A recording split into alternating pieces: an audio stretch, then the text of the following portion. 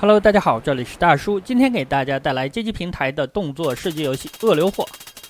这款游戏和我之前录制的《特种部队》还有《兰博3》视角是一致的，都是一个纵深视角的射击游戏。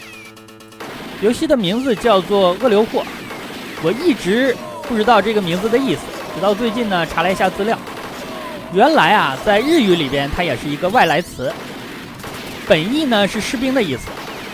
在日语里的发音大概是嘎鲁嘎，这样转换成日文当中的汉字就是恶流货。经过了音译的2次转换，所以说已经看不出来原意了。游戏一共是2个操作键，一个射击键，还有一个手雷键。这个手雷键呢，同时也肩负着发射 RPG 的任务，但是发射 RPG 不是咱们说了算的。一定要等到屏幕上出现目标，然后你背后的 RPG 发光，你才能发射出去。实际上呢，这个时机啊是有点问题的，有的时候你干等啊，它就是不射呀，憋的是相当的难受。好的，这里来到了第一关的 BOSS， 一个装甲车。这个 BOSS 呢，纯是给咱们上手了，非常简单。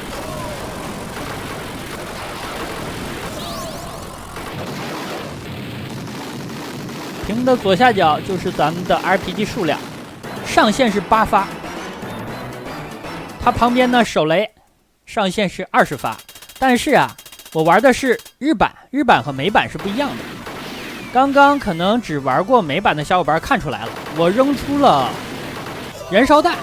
这个燃烧弹呢是日版特有的道具，并且呢到了第3关，咱们还会捡到火焰枪，这是日版和美版不同的地方。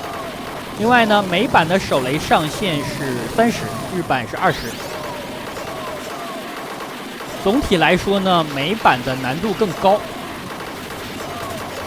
有一些细节也不一样。到了下一关呢，我再跟大家说明。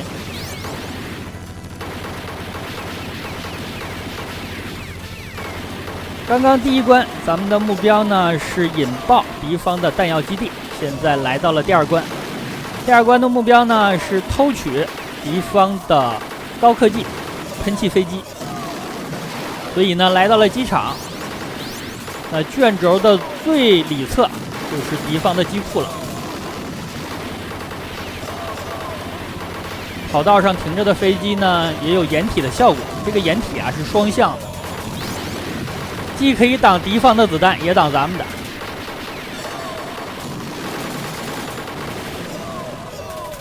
游戏的流程呢只有7关，不长，大概15分钟左右就能够通关。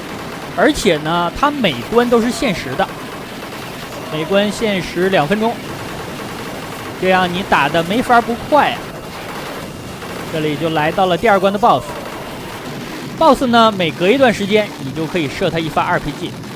所有的 BOSS 呢，3到4发都能够解决，而且呢打法都一致啊，就是打一枪换一个地方。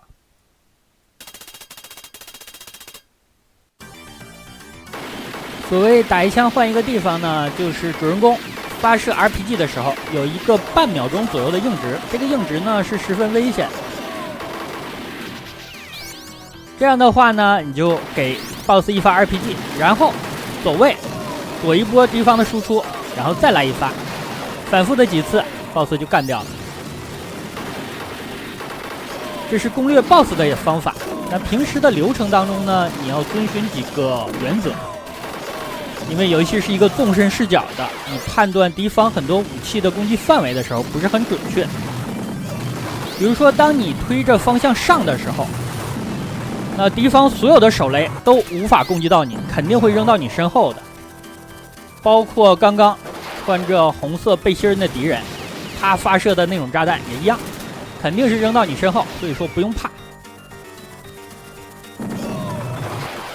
这款游戏我虽然说视角和特种部队以及兰博3一样，但实际上呢，咱们前进的时候是可以停下的，它不是一个强制的视角。游戏主要就是通过每关的限时来敦促玩家不断的往前冲的，但实际上呢，在很多地方你是可以停下来的，尤其是借助掩体。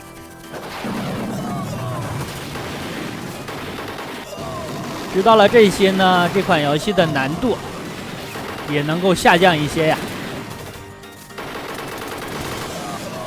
目前来说，日版和美版的难度差距还不大，等到了第4关就会非常的明显。敌方的小兵呢，不要碰啊！如果他和你处在同一个平面，你碰到他就挂了，他会捅你一刀。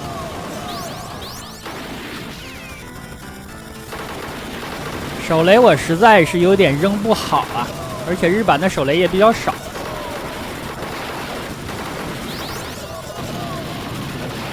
敌人发射的子弹也是，只有到达和你同一个平面，它才具有攻击的判定。否则呢，即使和你的人物贴图重合了，也是视角的问题，打不到你的。哎，最后地面上的东西我没有吃到啊，因为 BOSS 爆炸之后呢，我就无敌了。无敌也代表呢，我无法再捡到东西了。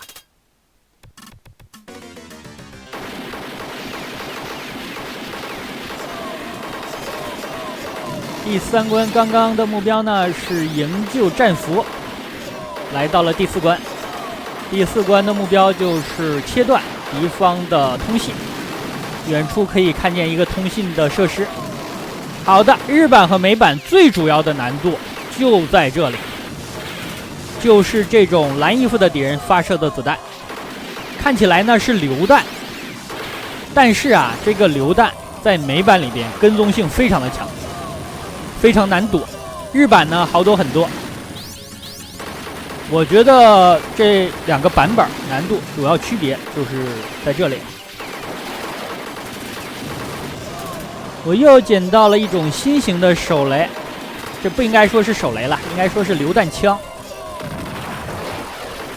它的攻击范围啊，比手雷要优秀一点。敌方的坦克过来2个飞机。大家不要忘了，人物是可以停下的，而且呢，在一定范围之内还可以后退，这点是非常重要的。很多地方呢不能一味的往前冲。好，这种蓝衣服的敌人又出来了。这种敌人啊，在美版当中真的是噩梦啊，非常的难以应付。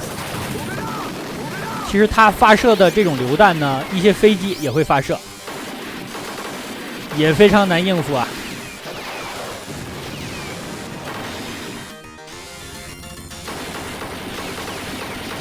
咱们的 RPG 攻击的目标呢是有优先度的，你像飞机是最优先的，因为你如果不打它，它可能转一圈又回来了。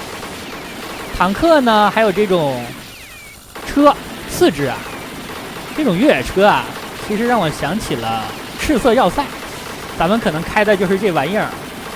而且玩重装机兵的时候，2号战车可能也是这种车。好的，这个 BOSS 看起来和第1关差不多，不一样的呢是它的子弹密一点，而且呢下来很多的小兵，但也无所谓。你看它不断的出现被 RPG 攻击的框框，咱们找到机会射个3发左右就过了。我玩这款游戏呢，水平也只够给大家录制日版的。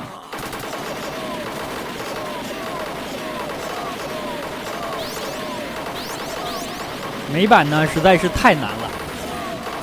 第5关下水了，远处呢有一个敌方的，这是航母还是战舰啊？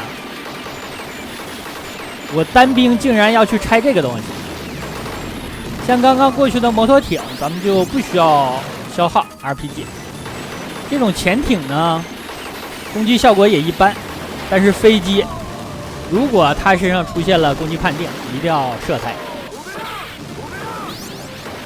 另外呢，你也要根据自己的身上弹药是否充足来决定。这关的小兵很好打，移动速度很慢，几乎就是活靶子。另外呢，再给大家最后一点经验啊，就是这款游戏，敌方的炸弹一旦爆炸了，它就失去攻击判定了。就是说，它一旦爆炸的火花出现了，你就可以贴上去了，无所谓了。但是当它爆炸的一瞬间，这个时候要躲，并且呢，它爆炸的判定有的时候比它看起来的范围还要大。总结一下呢，就是炸弹的爆炸范围大，但是攻击判定的时间短，这是可以利用的呀。倒计时了。好的 ，BOSS 是一个气垫船啊。那本关咱们的目的也很明显啊，就是要击沉敌方的战舰。这个货呀，为什么扔这种？我感觉这种炸弹是对付潜艇用的，这炸我肯定是不好用啊。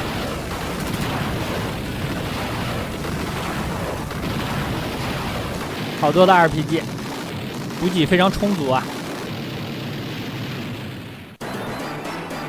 哎，射这2发非常致命啊，已经干掉了。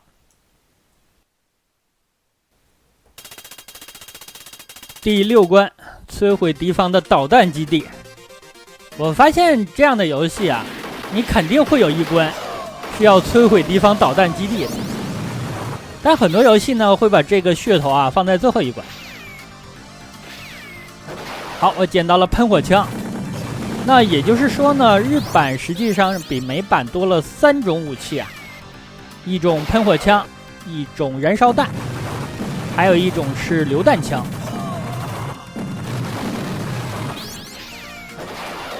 燃烧弹的数量太少了，才5发，而且呢，你捡到其他的就把它覆盖了。不过这个燃烧弹的范围啊，真的是太优秀了。摩托的话，不要在它身上耗费你的 RPG。而且它的攻击方式呢，就是撞你，另外呢是扔手雷，你一直往前推摇杆就可以了，炸不到你的，威胁不大。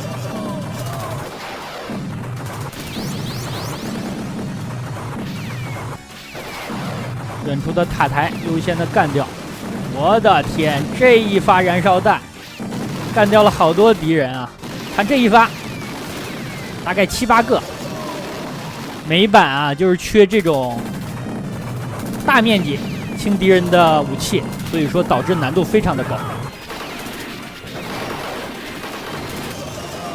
前方这个大战车就是 BOSS 啊，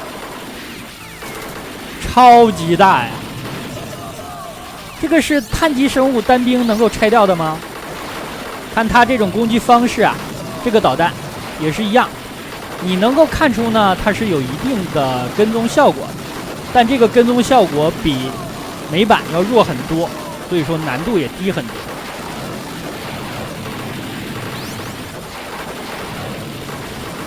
并且我感觉它的飞行速度啊，没有小兵射出的快。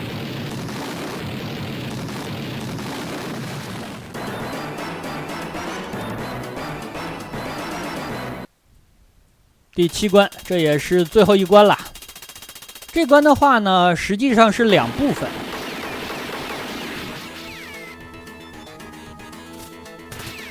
常规的地方没有 BOSS， 然后打 BOSS 的时候是一个单独的场景。这里的掩体很多，敌方的这种小兵会怯战怯退，非常讨厌。其实包括很多的发射榴弹的敌人也一样。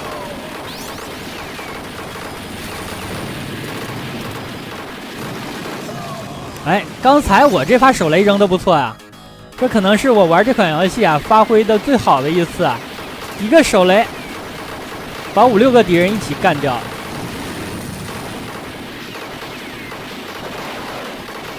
啊，这个兵讨厌了啊！发射榴弹，而且呢打一枪还往后跑。这个时候我如果有燃烧弹的话，就把它干掉了。但可惜现在没有啊。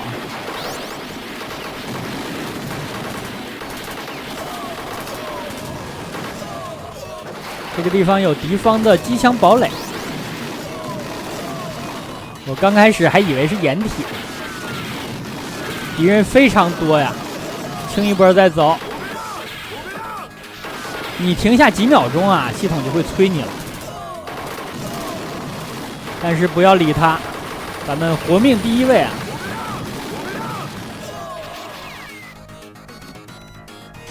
弹药满了。8发 RPG， 20个手雷。这游戏还有一点讨厌的地方，就是当你的 RPG 闪光的时候，你是无法扔出手雷的呀，就等于把你的手雷锁了。所以说很多时候呢，也不要太往前冲得很猛，你把敌方的这种目标先炸掉之后再往前走。这里呢就不是 BOSS 战了，要打这些小兵，打到一定的数量就过了。这个地方最需要注意的实际上是后边来的敌人啊，游戏当中很少有这样的敌人，但是呢这里咱们遇到了。好， BOSS 战是一个坦克，同样的打一枪换一个地方，大概4、5发吧，最终 BOSS 嘛，常打一点。好的，打完之后坦克后面有一个人啊，快速的站位把他清掉，这样呢就不用慢慢打他了，他手里的霰弹枪还是挺猛的。那好吧，这样一款街机平台的动作射击游戏《恶流货》就给大家录制到这里，感谢大家收看，咱们下个游戏再见。